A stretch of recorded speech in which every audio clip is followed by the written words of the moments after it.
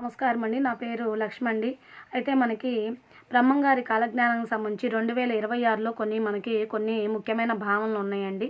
కొన్ని మనకి జరిగేవి ఉన్నాయి. అవి ఒకసారి చూడండి. చిన్నదే, మరీ అంత లెంతీగా చెప్పదలుచుకోలేదు, బోరు కొట్టిద్దని. ముఖ్యమైన ఇన్ఫర్మేషన్ ఇద్దామన్న ఉద్దేశంతో ఈ చిన్న వీడియో చేస్తున్నానండి. అందరూ కూడా నా ఛానల్ లైక్ చేసి సబ్స్క్రైబ్ చేసి, మీకు ఏదైనా దేవుడి కంటెంట్ కావాలన్నా కూడా నాకు మీరు కామెంట్లో తెలియజేస్తే మీకు కావాల్సిన ఇన్ఫర్మేషన్ అనేది నాకు వీలున్న సమయంలో నేను నోట్ చేసుకొని అప్లోడ్ చేస్తానండి. కొంచెం లేట్ అయినా ఏమనుకోవద్దండి. నేను ఇంట్లో పనులు చేసుకుంటూ ఇవన్నీ చేసుకోవాలి కాబట్టి ఖాళీగా ఉన్న సమయాన్ని నేను ఉపయోగించుకుంటున్నానండి. మీరు అడిగింది నేను పెట్టకుండా ఉండను, అవి నోట్ చేసుకొని వీలున్న సమయంలో పెడతానండి. కాబట్టి ఈరోజు చూడండి, దీనిలో 2026 కాలజ్ఞానం ముఖ్యమైన భావనలు. ఫస్ట్ వన్, ప్రకృతి సంబంధ సంఘటనలు.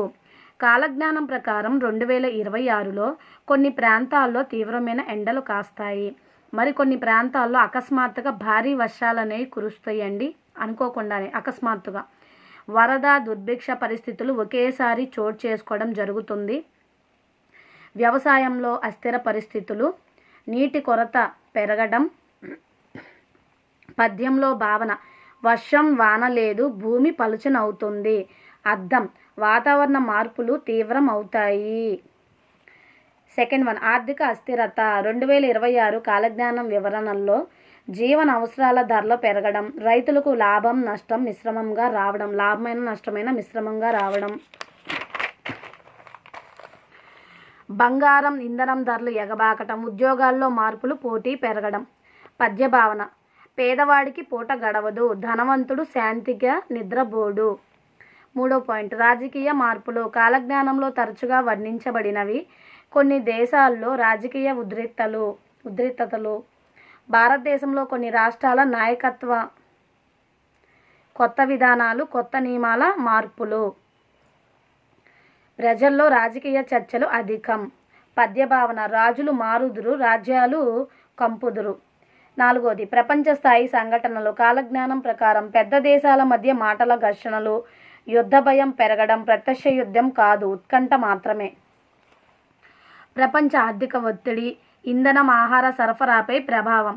పద్య భావన: 7 సముద్రాల పక్కన కల్లోలం. ఐదో పాయింట్, రోగాలు, ఆరోగ్యంపై ప్రభావం. కొన్ని వైరస్, జ్వరాలు. వాతావరణం వల్ల తీవ్రమైన సీజనల్ డిసీజెస్. ఆరోగ్యం పట్ల ప్రజల్లో అవగాహన పెరగడం. పద్య భావన: రోగ రాకసుడు ఎగసెను, మందులు తక్కువయ్యెను. ఆరోది, ఆధ్యాత్మికత పెరుగుతుంది. ప్రజలు ఆధ్యాత్మికత వైపు మొగ్గుతారు.